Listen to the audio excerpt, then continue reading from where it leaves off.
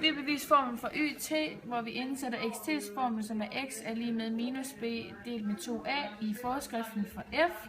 Og så den kommer til at hedde YT er lige med a gange parentes minus b delt med 2a, parentes slut opløftet i anden, plus b gange parentes minus b delt med 2a, parentes slut, plus c. Så benytter vi potensreglen.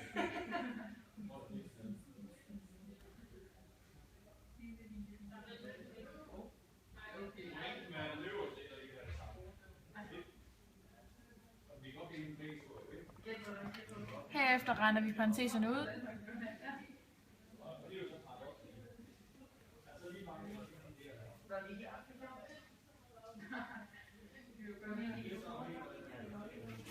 Så bruger vi brøkreglen.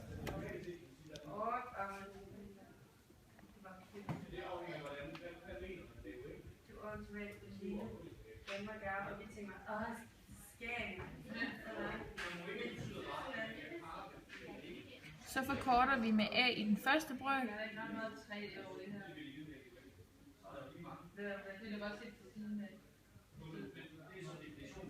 Så skal vi have fundet en fællesnævner, som er 4a.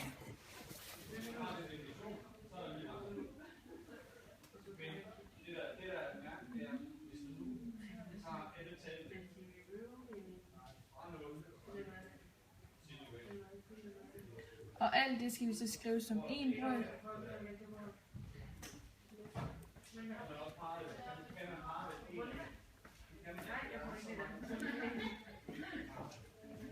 Og til sidst reducerer vi.